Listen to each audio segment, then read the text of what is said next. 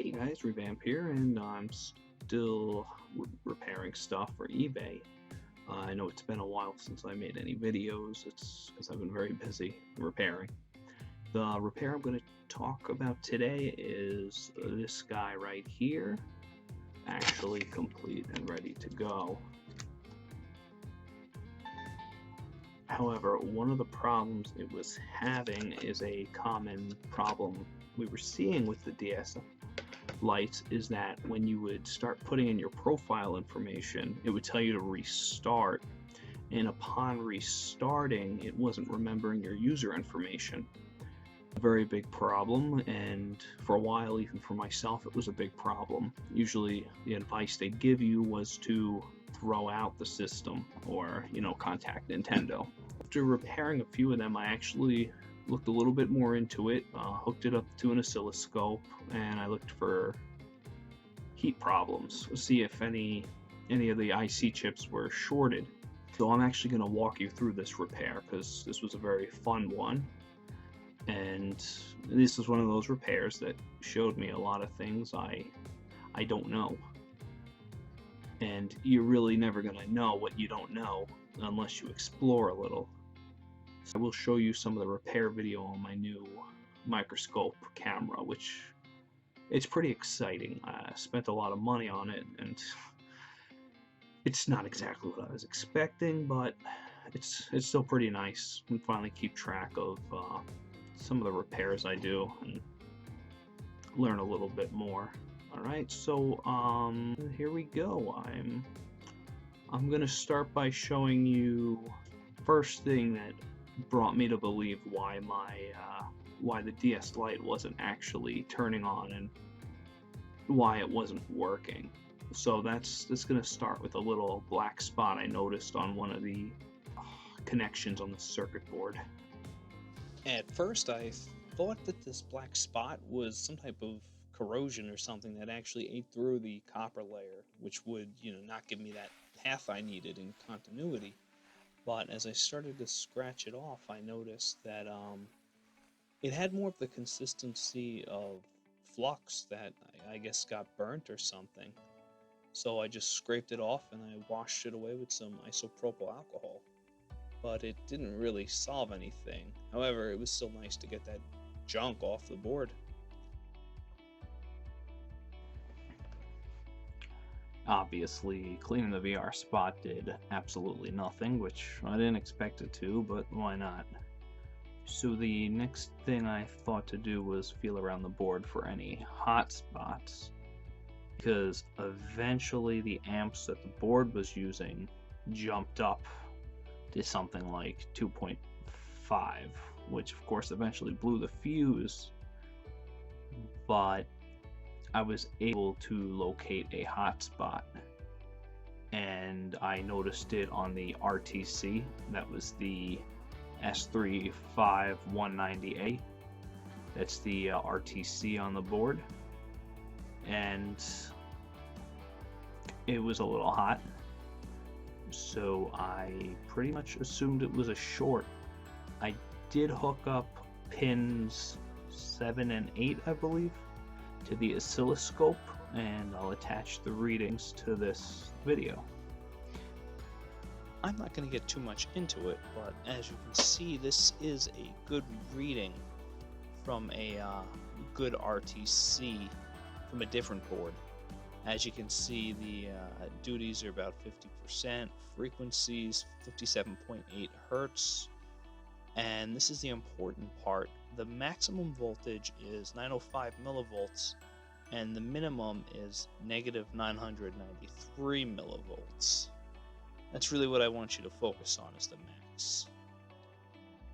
Next is a reading from the oscilloscope on the board I'm currently working on. As you can see, the duties are about 50% each again. The frequency 62.5 Hertz, nothing crazy. And the minimum is negative 876 millivolts. However, the max is 1.20 volts, which is unusually high compared to what we needed to do. That slight difference in the voltage really isn't that great, but it's something worth looking into. So what I'm doing is I'm putting isopropyl alcohol on top of the RTC, which is a little secret I learned from Louis Rossman. That way you're not always using cold spray. What's happening is that the RTC is heating up so much that the alcohol's evaporating, which shows that something's wrong. What could happen is the pins could actually be touching, because as you can kind of see, the solder on it was very malleable and it was bending and turning flat. So it's easier to just replace it at this point. I'm not going to get into, what could be causing the heat with the whole current versus voltage argument, or really get into the scientifics behind it. But just understand that the biggest problem seems to be coming from the RTC. The reading is slightly off. I already have the solder and the microscope ready. So why not just change it and see what happens? It is now time to remove the IC from the board. As you can see, when you remove ICs, I recommend you be very generous with the flux and do not be so generous with the heat, because if you turn up that heat gun, next thing you know, you look down and you're missing like 4 capacitors, because I personally had that happen when I first got into the micro solder. Be patient. It may take a while sometimes. Don't get angry. Don't burn the board, and don't rip your pads off.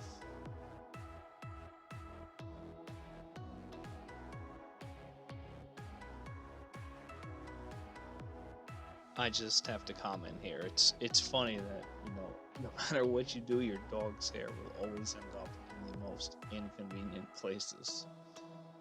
And so basically what's happening is exactly what we just did. I put a glob of flux on it, I heat it up, and I take the IC off the old board.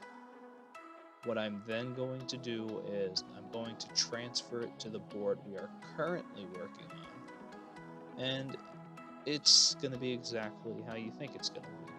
We're going to heat up the pads, we're going to drop the chip into place, and we're going to be done with it.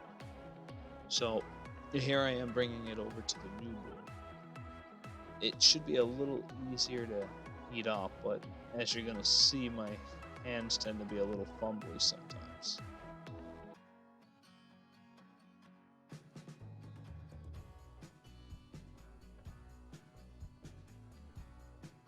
Here I'm attempting to, give it that last bump to make sure it's in place, and I send the chip flying. So it's never going to be beautiful, but eventually you'll get there, and there we go.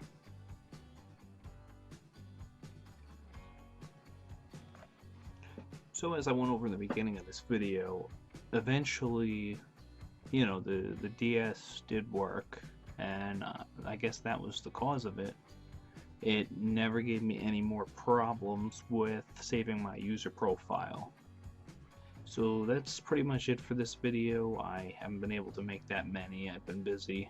I played around with my Raspberry Pi a little, and I haven't really been selling on eBay because eBay has been giving me a problem with the shipping times. I had a big batch, and I guess USPS didn't scan it in quick enough or something. There were no customer complaints, but for some reason eBay still wanted to hit me with a late shipment. I've been trying to start my own website, but they say usually that's not a good idea. If you're selling something like Nintendo systems, you're better off on eBay. If you like this video, please comment, like, subscribe. I would like to give a shout out to the people on eBay, the customers who've been reaching out to me. Thank you for the compliments. It sincerely means a lot, because sometimes you feel like you're just fixing systems and nobody really cares, but it's nice to get the positive feedback, the personal messages that they love their systems. Thank you. It's good inspiration to keep going. All right. Till next time.